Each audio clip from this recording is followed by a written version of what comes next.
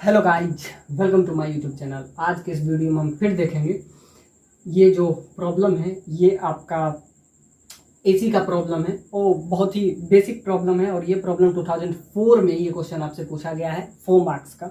तो आइए, हालांकि अब एसी और ईएमआई दोनों का बहुत सारा प्रॉब्लम कर लिए हैं, अब हम कुछ नया करेंगे। नेक्स्ट लेक्चर में मॉडर्न फिजिक्स पे ज़्यादा फोकस रहेगा, मॉडर्न फिजिक्स पे। फिर मैकेनिक्स पार्ट, जो कि बहुत सारे कमेंट में कर रहे थे कि मैकेनिक्स पार्ट पे हमें ज़्यादा फोकस करना चाहिए, तो अब हम लाएंगे मैकेनिक्स का ही बहुत सारा प्रॉब्लम जो जेई में पहले पूछा गया है, यानी PYQ प्रीवियस ईयर क्वेश्चन।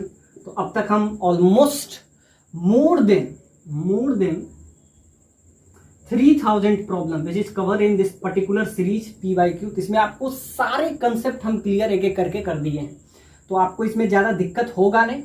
अब हम आएंगे लास्ट जो रहेगा मॉडर्न फिजिक्स और मैकेनिक्स। ये वाला टॉपिक है जिसपे हम अभी तक ज्यादा काम नहीं किए हैं, हालांकि बहुत सारा काम हम कर चुके हैं। मॉडर्न फिजिक्स में थोड़ा टाइम लगेगा। और मैकेनिक्स, हालांकि मैकेनिक्स पे हम पहले भी बात कर चुके हैं, चाहे मैकेनिक्स में आपका कौन सा हो, रोटेशन हो, SHM हो, ग्रेविटेशन हो, चाहे आपका आ जाए कॉलिजन आ जाए, चाहे इसमें आपका COM सेंटर ऑफ मास आ जाए, चाहे आपका इधर फ्रिक्शन आ जाए, Newton's law of motion NLM, ये सब आ जाए। उसके बाद 12th वाले में एक हीट एंड थर्मोडाइनमिक्स, तो उस पर तो हम सेपरेट लेक्चर लिए हैं, तो वो वाला वीडियो आप जरूर देखें। और जो मैकेनिक्स का और भी जो टॉपिक है, ये आपका NLM है, फिर आपका इसमें एक आ जाएगा सर्कुलर मोशन है। ये सब जो टॉपिक है जिसके और भी क्वेश्चन आ सकते हैं। और एक हम इम्पल्स एंड मोमेंटम करके आपका चैप्टर करवाए थे, इम्पल्स एंड मोमेंटम, वो भी चैप्टर आप देख लीजिए। और मॉडर्न फिजिक्स में जो भी टॉपिक रहेगा, और हालांकि अब एग्जाम तो होने ही वाला है नेक्स्ट मंथ में होपफुली, तो उससे पहले हम सारा चीज को हम कवर करने का कोशिश करेंगे जितना हो सकता है। तो अब आपका लेक्चर थोड़ा सा लंबा आ सकता है और हम मैकेनिक्स और मॉडर्न फिजिक्स दोनों को हिट करने का कोशिश करेंगे। तो ये जो सीरीज है इसमें हम अब तक बहुत सारे कंसेप्ट को डीपली इंजॉय करते हुए पढ़े हैं। ऐसा नहीं है कि सिर्फ हम इसका मतलब थ्योरेटिकल पार्ट डिस्कस करते हैं, सिर्फ क्वेश्चन हम डील करके चले जाते हैं। इसका सारा चीज देखते हैं, थ्योरेटिकल चाहे वो ग्राफिकल हो, सारा चीज हम इसमें डिस्कस करते हैं। 2000 के पहले जो सब्जेक्टिव है वो भी, integer type, multiple choice, single correct, सारी चीज ये PYQ सीरीज में आपको सारे क्वेश्चन मिल जाएंगे प्रीवियस ईयर के। अब जो है और लेटेस्ट जो क्वेश्चन आया है इस साल आने वाला है, यानी कि ये जो 2019 तक तो हम अभी कवर किए हैं, 2020 का 21 का 2 साल का, इसको भी हम कवर करने का कोशिश करेंगे। तो आइए, आज के सीरीज में हम फिर देखेंगे EMI और AC का 3 मतलब बहुत बेसिक सा क्वेश्चन, जिससे आपका सारा कंसेप्ट क्लियर हो जाए। और जितना प्रॉब्लम लास्ट में इंपॉर्टेंट सिर्फ एग्जाम पॉइंट ऑफ व्यू से यही होता है, एक तो आपका कंसेप्ट जो कि सबसे इंपॉर्टेंट है एग्जाम पॉइंट ऑफ व्यू से, कंसेप्ट आपका क्लियर हो। तो अब तक हम इस सीरीज में हम अब तक क्या क्या देख लिए हैं, आपका कंसेप्ट ऑफ फिजिक्स एक आपका आता है सी वर्मा का, उसको भी हम कवर कर लिए हैं, तो वो वाला भी देख लें। रोटेशन, जो कि जिसमें हम बहुत सारे लेक्चर लिए हैं, तो इस पर होपफुली हम ज़्यादा लेंगे नहीं। और भी जो आपका बेसिक टॉपिक है जिसको हम हिट करने का कोशिश करेंगे मैकेनिक्स पार्ट में। और बचा आपका मॉडर्न फिजिक्स, बाकी सारे टॉपिक, चाहे वो मैग्नेटिज्म, चाहे वो आपका इलेक्ट्रोस्टैट हो, कैपेसिटर हो, ये आपका AC हो, EMI हो, जो कि 12th का सबसे हॉट टॉपिक है, चाहे हीट एंड थर्मोडाइनमिक्स हो, हीट एंड थर्मोडाइनमिक्स, इससे भी बहुत सारा क्वेश्चन आपका एग्जाम में आता है। और भी जो भी टॉपिक है, एरर पे भी हम बहुत सारा क्वेश्चन किए हैं। तो और जो बेसिक टॉपिक है, जैसे एरर से भी क्वेश्चन एक हमेशा हर साल आता है, तो उसको भी हम हिट करने का कोशिश करेंगे। करंट इलेक्ट्रिसिटी, तो एक एक चैप्टर को डीपली, क्योंकि आपके इस एग्जाम में चाहे जेई पॉइंट ऑफ व्यू से हो, एक एक कंसेप्ट इंपॉर्टेंट रखता है, हर कंसेप्ट को समझना इंपॉर्टेंट होता है। तो आइए, आज के इस लेक्चर में हम बहुत बेसिक क्वेश्चन देखेंगे।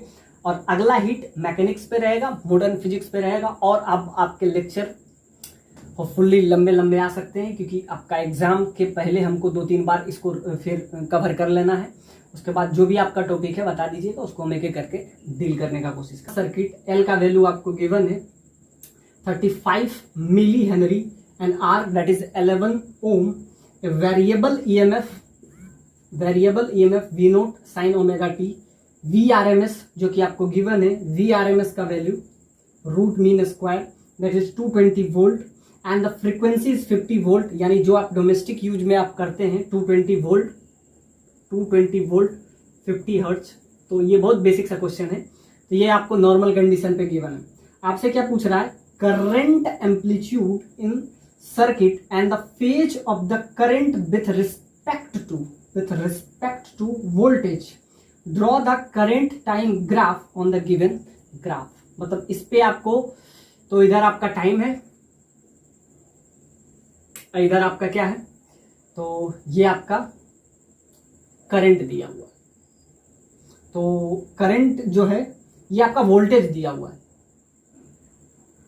लेट मी चेक, ये आपका वोल्टेज दिया हुआ है। तो वोल्टेज आपका y एक्सिस में है और x एक्सिस में आपका टाइम है। और आपसे पूछा क्या है, आपसे पूछा है इसमें कि आप करंट के बीच में, यानी कि टाइम और करंट के बीच का ग्राफ बताइए। तो आपको ये भी तो पता करना पड़ेगा कि वोल्टेज और करंट के बीच का ये जो फेज डिफरेंस है वो क्या है। अब आपको दिया क्या क्या है, तो आपको 220 वोल्ट 50 हर्ट्ज, जो कि आपको डोमेस्टिक यूज के लिए जब भी बात किया जाता है तो ये कंसीडर होता है, यानी जो आप यूज करते हैं इंडिया में 220 वोल्ट और 50 हर्ट्ज, यानी आपका जो डोमेस्टिक यूज के लिए जो भी यूज करते हैं तो 220 वोल्ट और 50 हर्ट्ज उसका फ्रीक्वेंसी है। तो आपसे पूछ क्या रहा है कि आप करंट बताइए। एल का वैल्यू आपको गिवन है, ये सर्किट कौन सा है, एलआर सर्किट है, रेजिस्टेंस भी आपको दिया हुआ है। तो इसमें हम क्या निकालेंगे, पहले हम निकालेंगे इम्पीडेंस, और वी आर एम एस आपको दिया हुआ है। वी आर एम एस यानी कि रूट मीन स्क्वायर, यानी कि V naught divided by root 2, इसी को कहते हैं वी आर एम एस। और वी नोट क्या होता है, मैक्सिमम वोल्टेज। तो maximum voltage divided by root 2, ये आपको कितना दिया हुआ है, 220 वोल्ट। अब हम क्या करेंगे, पहले हम इंपीडेंस निकालने का कोशिश करेंगे। इंपीडेंस क्या हुआ, आप जैसे अब तक जो भी बात कर रहे थे जिसको रेजिस्टेंस कहते हैं, यहां पे उसको हम क्या कहेंगे, इंपीडेंस कहेंगे। तो इंपीडेंस ये कौन सा सर्किट है आपका, एलआर सर्किट है। तो ये क्या है, ये आपका रेजिस्टिव और इंडक्टिव सर्किट है।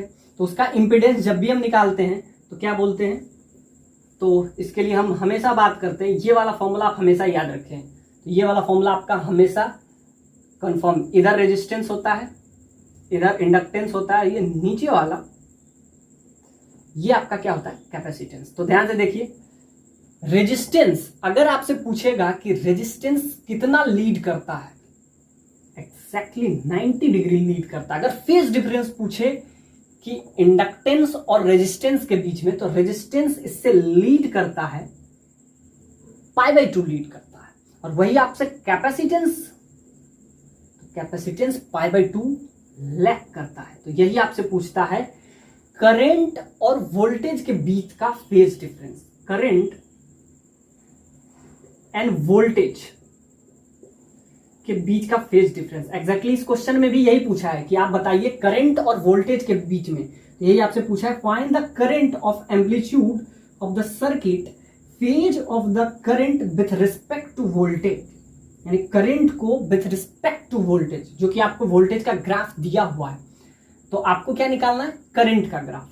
तो V R M S impedance कैसे निकालते हैं, तो अगर ये एलसीआर सर्किट भी होता, LCR circuit, inductive, capacitive and resistive, तो हम क्या करते हैं, आर स्क्वायर, क्योंकि एक दूसरे के ये अपोजिट है, ये आपका वाई एक्सिस है और ये कैपेसिटेंस इसके अपोजिट होता है, तो हम क्या लिखते हैं, root over R square plus, क्योंकि नेट ये अगर प्लस वाई है तो ये तो माइनस वाई है ना, तो हम क्या निकालेंगे, नेट निकालते। तो नेट जब भी निकालते हैं तो इसी को बोलते हैं इंपीडेंस, इम्पीडेंस का मतलब जहां पर रेजिस्टेंस, इसको जेड से डिनोट करते हैं, जबकि पहले हम जहां रेजिस्टेंस बात कर रहे होते हैं या इक्विवेलेंट रेजिस्टेंस जिसको आप बात कर रहे होते हैं, ये आपका उसी के टर्म में आप इसको समझ सकते हैं, इक्विवेलेंट रेजिस्टेंस। इक्विवेलेंट रेजिस्टेंस तो ये क्या हो जाता है आर स्क्वायर, और ये क्या होता है ओमेगा एल माइनस 1/ओमेगा इंटू सी, इसका स्क्वायर हो जाता है। क्योंकि हमको क्या चाहिए, हमको चाहिए नेट, तो नेट की बात कर रहे होते हैं, तो यहाँ पे तो कैपेसिटेंस नहीं है तो ये वाला टर्म हट जाता है, तो यहाँ बचेगा क्या, सिर्फ रूट ओवर आर स्क्वायर, और ये क्या हो जाएगा ओमेगा एल का होल स्क्वायर, तो ये हो जाएगा। और अगर यहाँ पे कैपेसिटेंस भी होता तो ये क्या कर देते हैं, ओमेगा एल ये किसका हो जाता है, इसको कहते हैं एक्स एल, और एक्स सी का वैल्यू क्या होता है 1/ओमेगा इंटू सी। अब ध्यान से देखिए, दोनों आपस में एक दूसरे का अपोजिट है, एक ऊपर जा रहा है तो एक नीचे जा रहा है, यानी एक पॉजिटिव वाई एक्सिस है तो दूसरा नेगेटिव वाई एक्सिस। तो नेट की बात करते हैं, और स्क्वायर क्यों कर रहे हैं, क्योंकि दोनों के बीच में 90 डिग्री है। जब भी नेट रेजिस्टेंस यानी इक्विवेलेंट निकालते हैं तो दोनों के बीच में 90 डिग्री है, तो दोनों के बीच में 90 डिग्री है, तो जब दो वेक्टर आपस में 90 डिग्री पे होता है तो उसका रिजल्टेंट क्या होता है, रिजल्टेंट वो होता है रूट ओवर ए स्क्वायर प्लस बी स्क्वायर, अगर दोनों 90 डिग्री पे हो। तो ये क्या हुआ, रेजिस्टेंस ये एक्स एक्सिस हुआ। अब इन दोनों का सपोज डेट ये डोमिनेट किया, ये डोमिनेट, लास्ट में तो स्क्वायर कर देते हैं, कोई भी डोमिनेट करे क्या फर्क पड़ता है। अब ध्यान से देखिए, जब रेजिस्टेंस यानी जब इंडक्टर का यानी ओमेगा इंटू एल जिसको कहते हैं एक्स एल 1/ओमेगा इंटू सी यानी एक्स सी, दोनों आपस में जब बराबर होता है तो इस पॉइंट को हम क्या कहते हैं, रेजोनेटिंग पॉइंट। ये भी हम पहले बात कर चुके हैं, हालांकि यहाँ पे इसका कोई रोल नहीं है, आप बस इम्पीडेंस निकालिए, जिसको आप समझने के लिए इक्विवेलेंट रेजिस्टेंस समझ सकते हैं। तो यहाँ से आपका क्या आ जाएगा आर स्क्वायर रेजिस्टेंस जो कि आपका गिवन है 11 का स्क्वायर,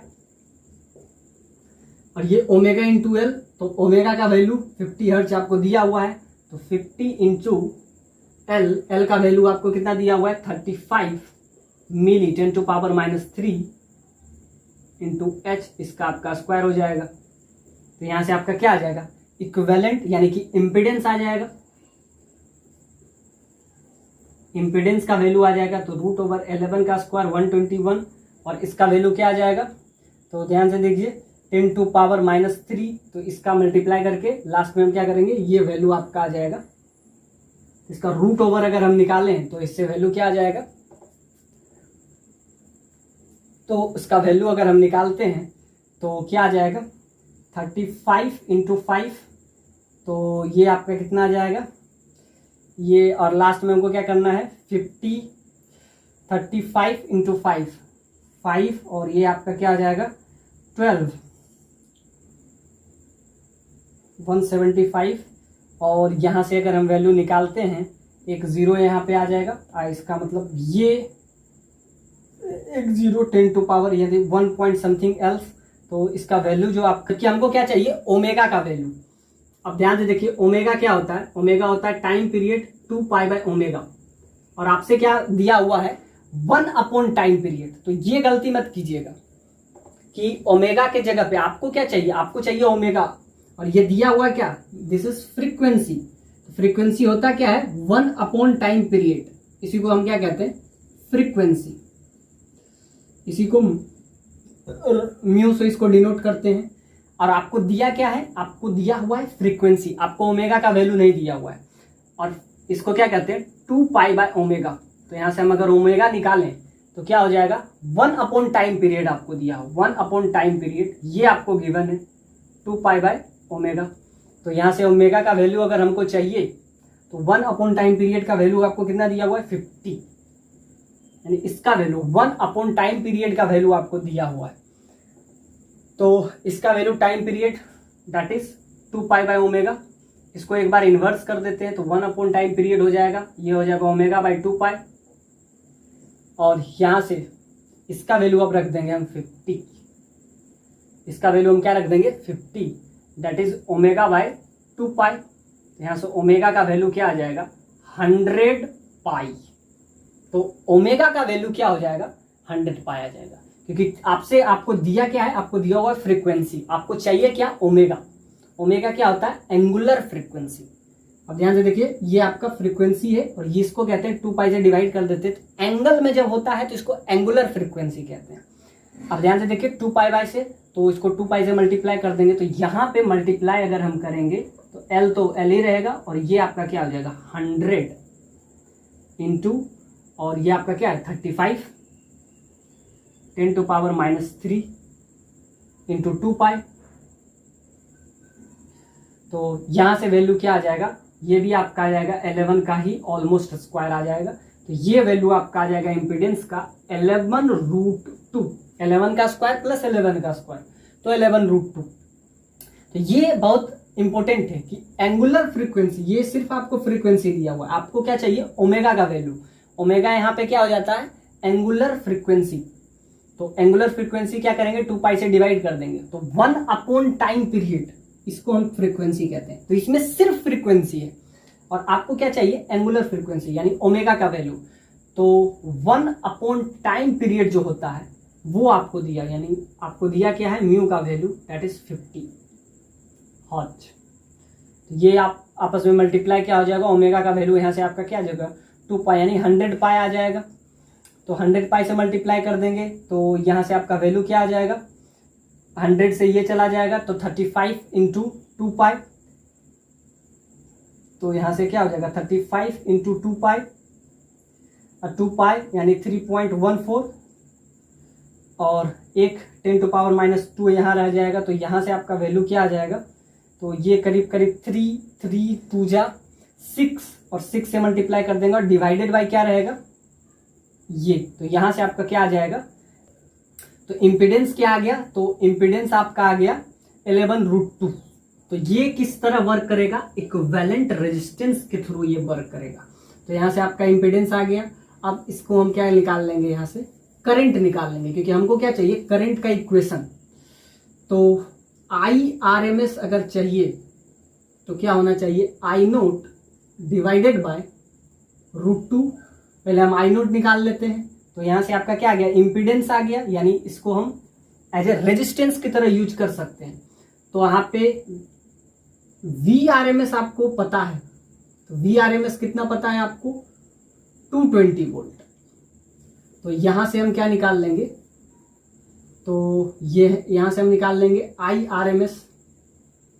तो IRMS आपका क्या हो जाएगा, तो IRMS हो जाएगा VRMS डिवाइडेड बाय इम्पीडेंस, इसको आप जेड से डिनोट करें, और इम्पीडेंस का वैल्यू आप निकाल लिए, मेन तो वही है। तो VRMS का वैल्यू आपको 220 वोल्ट पता है, डिवाइडेड बाय यहाँ से आपको इम्पीडेंस दैट इज 11√2। ये आपका क्या आ जाएगा, यहाँ से वैल्यू आ गया क्या, यहाँ से वैल्यू आपका आ गया VIRMS। तो यहाँ से आपका वैल्यू क्या हो जाएगा, 11 इंटू 2 इंटू 10 डिवाइडेड बाय 11√2। 11 से 11 कैंसिल हो जाएगा, और यहाँ से आपका क्या हो जाएगा इससे, तो ये आपका क्या आ जाएगा 10√2, यानी IRMS का वैल्यू आपका क्या आ जाएगा 11√2, और ये वैल्यू क्या आ जाएगा, इतना एम्पियर। और आपसे पूछा क्या है, अभी RMS आया, अब इसका हमको क्या ग्राफ निकालना है। तो यहाँ से आपका क्या है, इसका ग्राफ अगर हम निकालते हैं तो ये आपका क्या हो जाएगा, IRMS आया तो I0 निकाल लेंगे, तो क्या हो जाएगा, तो IRMS होता क्या है, RMS। तो RMS किसी को नहीं कहते, बस √2 से किसी को भी डिवाइड कर लीजिए। आपको दिया क्या है, VRMS, और आपको निकालना था करंट, उसके लिए हमको क्या चाहिए, इम्पीडेंस। इम्पीडेंस का मतलब सिंपल सा बात है, रेजिस्टेंस, इक्विवेलेंट रेजिस्टेंस।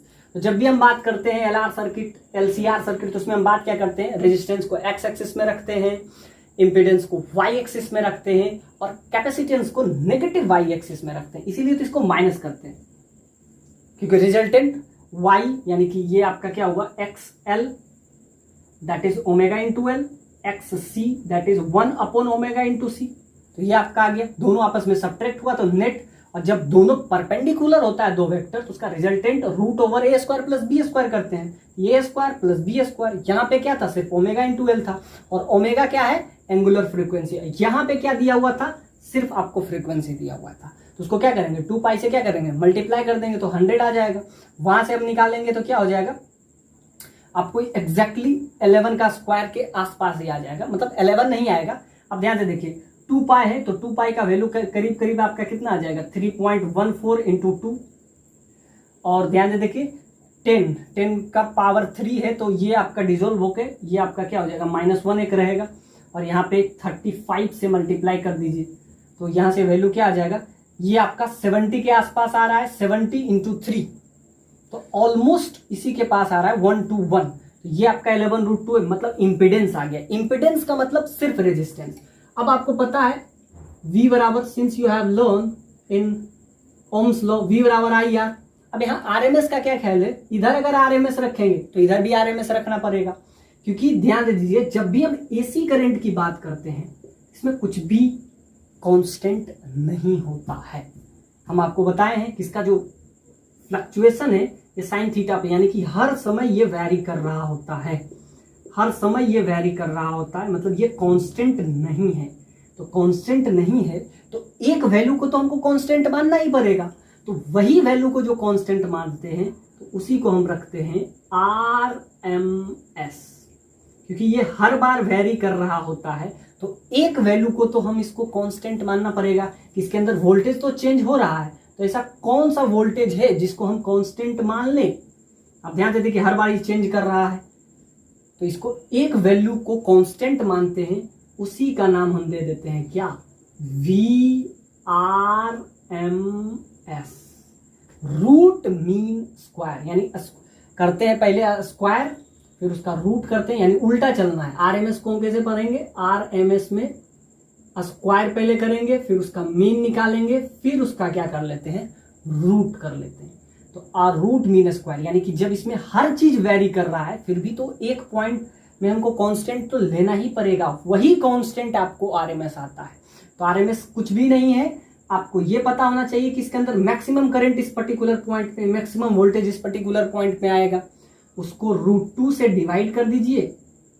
समथिंग कोई भी वोल्टेज, मैक्सिमम वोल्टेज आपको पता है, उसको √2 से डिवाइड कर दिए तो ये आपका क्या आ जाता है, VRMS।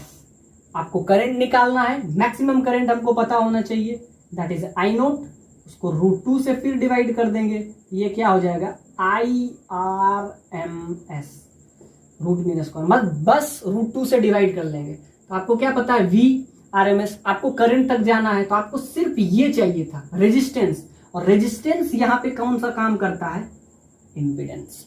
हमको इंपीडेंस निकालना था तो इंपीडेंस निकाल लिए, दैट इज 11√2। तो बस यहाँ पे क्या, V बराबर IRMS, तो यहाँ पे √2 से क्या कर लेंगे, यहाँ से √2 से Z से डिवाइड कर दिया, और Z का वैल्यू क्या आया यहाँ पे, तो Z का वैल्यू यानी इंपीडेंस आया, तो ये आपका आ गया IRMS। तो IRMS क्या आ गया, IRMS आपका आ गया 10√2। और आपको पता है कि RMS होता क्या है, तो ये I0/√2 के बराबर होता है। किसी में भी √2 से डिवाइड कर लेते हैं, तो ये ध्यान से देखिए, इसमें √2 से जब डिवाइड किए तब IRMS आया, VRMS। तो IRMS के लिए किसी में भी √2 से, यानी उसके मैक्सिमम वैल्यू में, किसी में नहीं, उसके जो मैक्सिमम वैल्यू है उसमें हम किससे डिवाइड कर रहे हैं, √2 से। तो उसके मैक्सिमम वैल्यू में √2 से डिवाइड किए तो ये VRMS आ गया, उसके मैक्सिमम करंट में √2 से डिवाइड कर लिए तो IRMS आ गया। इसको हम ऐसे भी तो लिख सकते हैं 10√2 को, क्योंकि ये IRMS है तो maximum divided by √2, that is this. तो I0 का वैल्यू क्या आ जाएगा, √2 से आप मल्टीप्लाई कर दीजिए तो ये आपका क्या आ जाएगा, 20 एम्पियर का करंट इसमें मैक्सिमम करंट होगा। यानी इसके अंदर जो मैक्सिमम करंट होगा वो क्या हो जाएगा, ये 2 × 2 ये 20 एम्पियर। लेकिन आपको क्या बताना है कि इसके अंदर करंट मैक्सिमम क्या होगा, इसके अंदर करंट इतना ही होगा। अब इसका वैल्यू क्या होगा, अब सिंपल सा बात है 20 से तो कुछ कम ही होगा, इसका वैल्यू करीब करीब आ जाएगा 10 × इसका वैल्यू क्या होता है 1.414,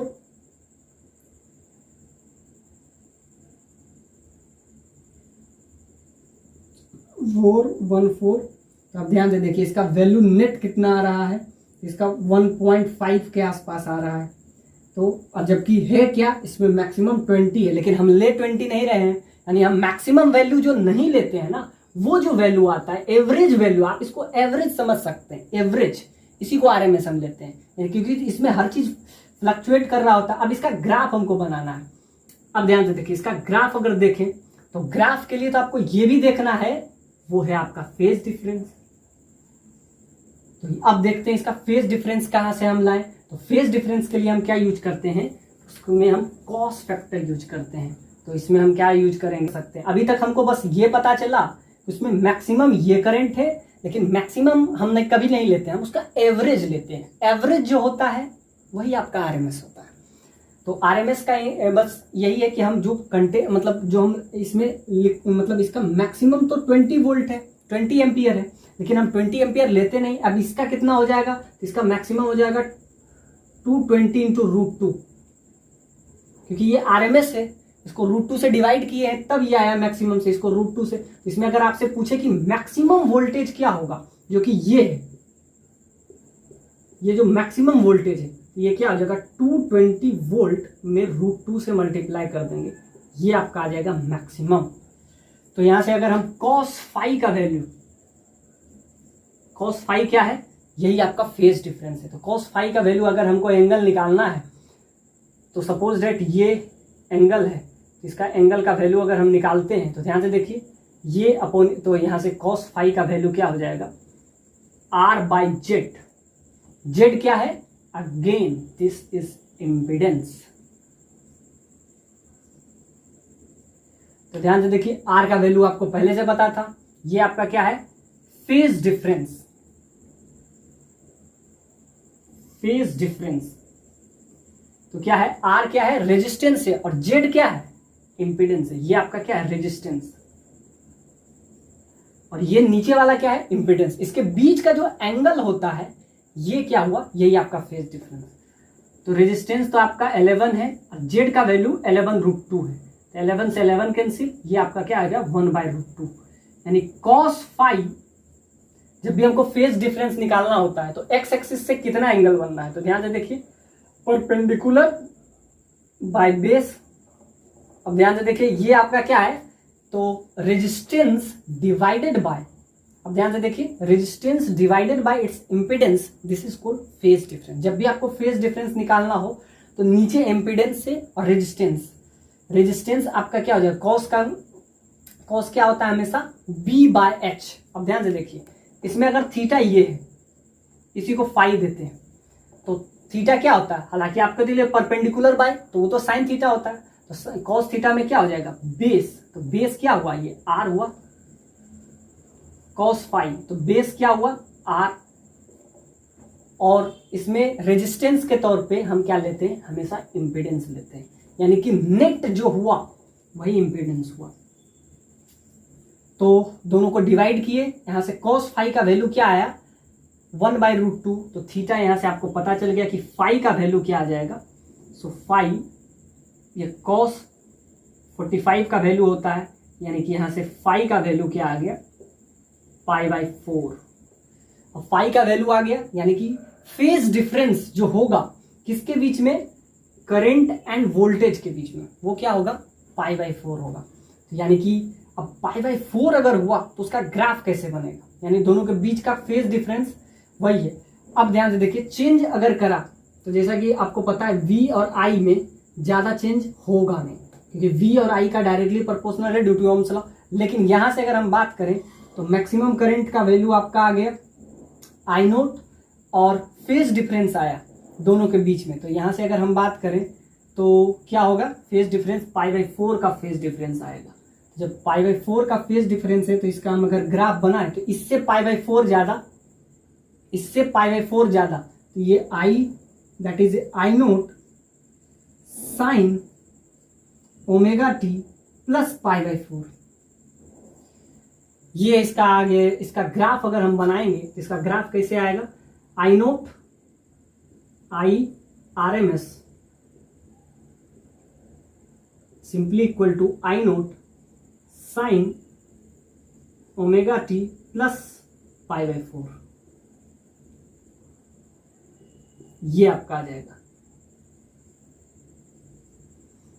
पाई बाई 4 से ये क्या कर रहा है, जब अब इसका ग्राफ अगर हम इसको डील करने का कोशिश करें तो क्या होगा, इसका ग्राफ अब ध्यान से देखिए, कॉस यहां से साइन 0 अगर हम करते हैं तो जो भी होगा, और किसके रिस्पेक्ट में हम बात कर रहे हैं, विथ रिस्पेक्ट टू वोल्टेज। और वैसे भी आपको क्वेश्चन में मेंशन है, ये पाई बाई 4 जो है लीड कर रहा है, किसके रिस्पेक्ट में ये लीड कर रहा है, तो वोल्टेज के रिस्पेक्ट में। तो सिंपल सा बात है, अगर ये पाई बाई 4 लीड कर रहा है तो किसके रिस्पेक्ट में, वोल्टेज के रिस्पेक्ट में। ये कॉस फाई जो निकाले, कॉस फाई आपका आया बेस, तो यहाँ पे आपको फिर से इसको हम डील करें तो ये आपका क्या हुआ, ये रेजिस्टेंस, ये आपका एल, ये आपका क्या हो जाता है, कैपेसिटेंस। तो ध्यान से देखिए, थीटा ये हुआ, ये आपका फाई हुआ, कॉस फाई, तो क्या हुआ, आर बाई जेड। जेड क्या है, इंपीडेंस, आर का वैल्यू कितना था 11, ये आपका क्या है 11√2, इंपीडेंस आया आपका क्या 11√2, यहां से वैल्यू क्या आया 1/√2। तो ये आपका जो पाई आया, ये आपका आया पाई बाई 4। अब इसका अगर ग्राफ बना, हालांकि इसी में हम ग्राफ इसका डील करने का कोशिश करेंगे, तो omega naught plus pi by 4, अब ये 0 हो, अब ये 0 होगा, इसका मतलब ये 0 कब होगा, साइन 0 कब होता है, तो सिंपल सा बात है, साइन 0 0 पे होता है, तो ये 0 होगा, यानी omega T that is equal to minus pi by 4। तो यहाँ से वैल्यू क्या आएगा, अब ध्यान से देखिए, ओमेगा टी का वैल्यू क्या होना चाहिए, माइनस पाई बाई 4 के बराबर होना चाहिए, माइनस पाई बाई 4। अब ध्यान से देखिए, ये 0 कब होगा, तो ये तो 0 पे हो जाता था 0, अब ध्यान से देखिए, ये क्या 0 पे 0 होगा, नहीं, अब इसका वैल्यू क्या होगा, minus pi by 4। Omega T का वैल्यू क्या होना चाहिए, माइनस पाई बाई 4। तो यहाँ फाई का वैल्यू यहाँ से आपका क्या आ गया, फाई पाई बाई 4 आया। तो सिंपल सा बात है कि इसमें लीड करेगा कि लैग करेगा, तो इसमें हम जब भी बात कर रहे होते हैं तो इधर क्या है,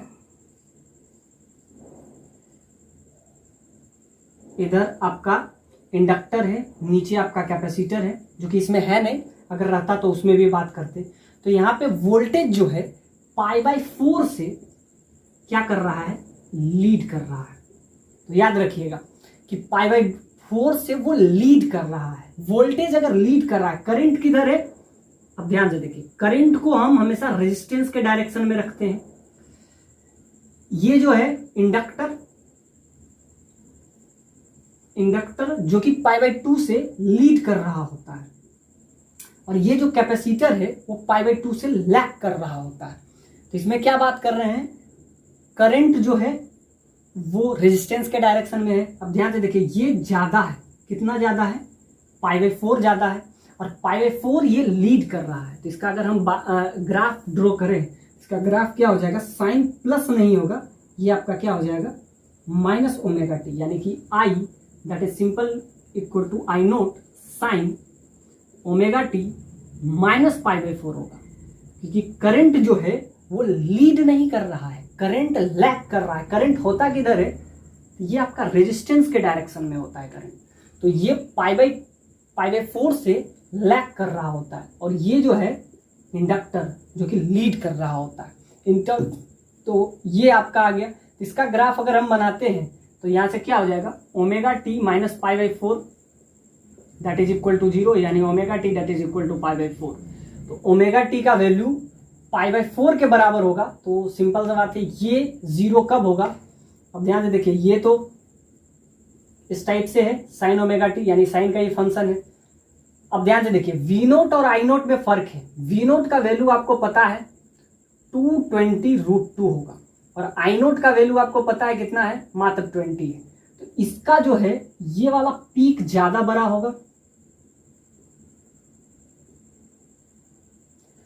क्योंकि ये इसका वैल्यू 220√2 है, बहुत ज्यादा है, और ये मात्र 20 है, क्योंकि इसका जो मैक्सिमम वैल्यू है आई नोट क्या है आपका 20 एम्पियर, और जबकि वी नोट क्या है 220√2 इतना वोल्ट है।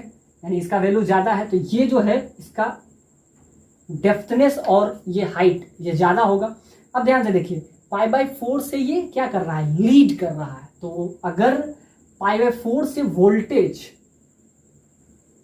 लीड कर रहा है तो ये लैग कर रहा होगा, तो इसका वैल्यू क्या होगा, ये 0 कब होगा, ये π/4 पे होगा।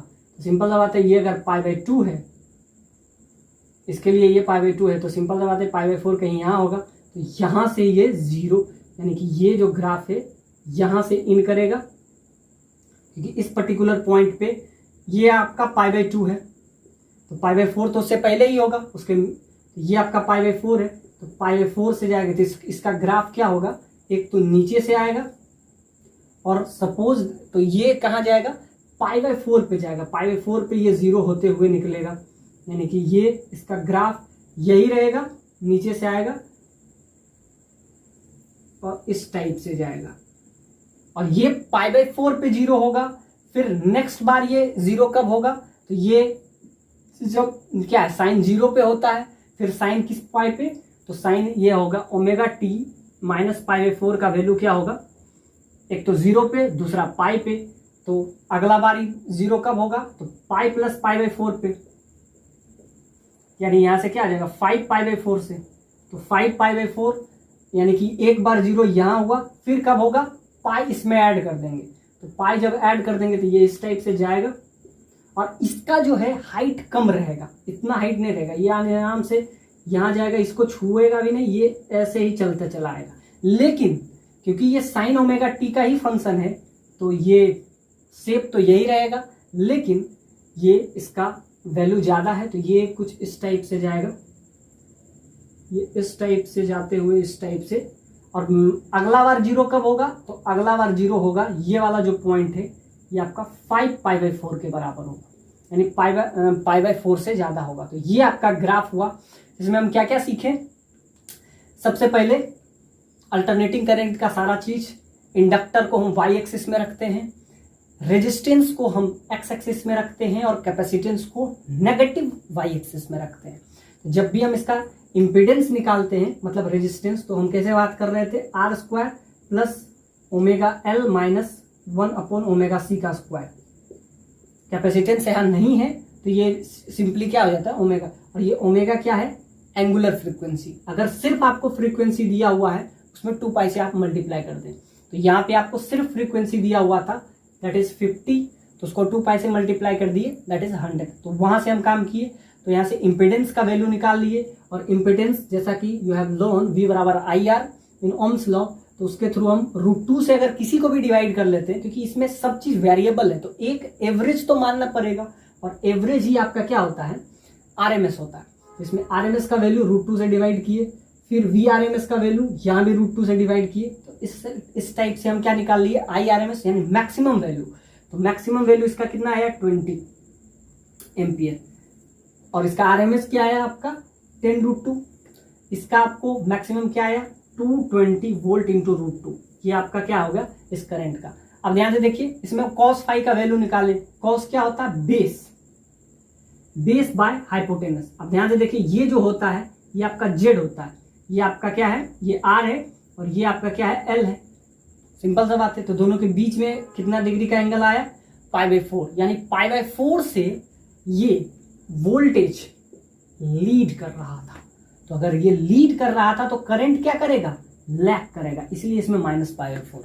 अब इसका जो है ग्राफ सेम रहेगा, और ये 0 कब होगा, ये 0, ये पहला बार 0 कब होगा, जब ω_t का वैल्यू एग्जैक्टली π/4 के बराबर हो जाएगा। तो ω_t अगर π/4 के बराबर हो जाएगा, तो ये सिस्टम क्या हो जाएगा, 0 हो जाएगा, यानी ω_t का वैल्यू अगर π/4 आ जाए तो ये 0 हो जाएगा, यानी इसका ग्राफ कुछ इस टाइप से बनेगा, और इसका हाइट कम रहेगा, क्योंकि ये वाला इसका I0 का वैल्यू V0 से कम है। बाकी शेप वही बनेगा, साइनोसाइडल ग्राफ बनेगा। और ये क्वेश्चन में आपको ये भी पता चल गया कौन लीड करता है, तो लीड इंडक्टर करता है, लैग कैपेसिटर करता है कितना से, π/2 से। ये बात भी आपको समझ में आ गया। तो ये मतलब ये लीड किया, L for lead, L for inductor, C for capacitor, और ये हमेशा π/2 से लैग करता है with respect to voltage. Lag lead जब भी बात कर रहे हैं तो वोल्टेज के रिस्पेक्ट में। वोल्टेज लीड करता है किसके रिस्पेक्ट में? करंट के रिस्पेक्ट में। हम जब भी बात कर रहे होते हैं तो लीड और लैक किसके रिस्पेक्ट में हम कर रहे होते हैं? तो करंट के रिस्पेक्ट में। करंट के रिस्पेक्ट में या तो लीड करेगा या लैक करेगा। तो ये अगर लीड कर रहा है वोल्टेज किसके रिस्पेक्ट में? करंट के रिस्पेक्ट में। और रेजिस्टेंस में क्या होता है? वहां पे फेज क्या हो जाएगा? जीरो हो जाएगा। तो फेज क्यों? क्योंकि करंट भी उसी डायरेक्शन में है, वोल्टेज भी उसी डायरेक्शन में है। तो इसी में रेजिस्टेंस में हम कभी भी लीड और लैक नहीं देखते थे। लीड और लैक तो इस केस में होगा रेजिस्टेंस, ये इंडक्टर और कैपेसिटेंस में। कैपेसिटेंस में π/2 से लैक करता है। तो ये बात हम कर रहे होते हैं। जब हम कैपेसिटेंस पढ़ रहे होते हैं तो वहां भी ये चीज आपको कहीं ना कहीं समझ में आता है कि वहां लैक करता है। सो ये क्वेश्चन बहुत बेसिक सा क्वेश्चन था और ये क्वेश्चन 2004 में ये क्वेश्चन पूछा गया।